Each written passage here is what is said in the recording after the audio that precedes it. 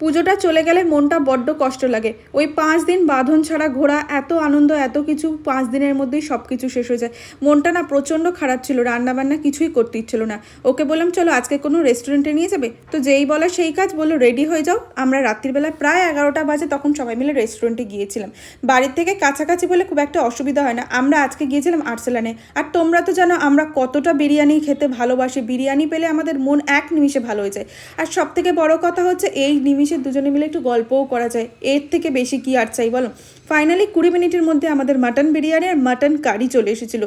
অসাধারণ টেস্ট ছিল, মানে বাড়িতে অনলাইনে অর্ডার দিয়ে খাওয়া আর ওখানে বসে খাওয়ার মধ্যে একটু তো পার্থক্য আছে, বুঝেছো? আমি যেটা ফিল করলাম। তারপরে খাওয়া দাওয়া করে সবটা আমি ফিনিশ করতে পারিনি, অতটা খাবার বাকিটা প্যাক করে নিয়ে আসতে হয়েছিল। দুজনে মিলে গল্প করে ভালোভাবে চারিদিকটা ঘোরাঘুরি করে ব্যাস রাত্রিবেলা বাড়ি ফিরে চলে আসলাম। আর জানো তো বেশ একটু একটু ঠান্ডা পড়েছে। চলো আজকের মতো টাটা।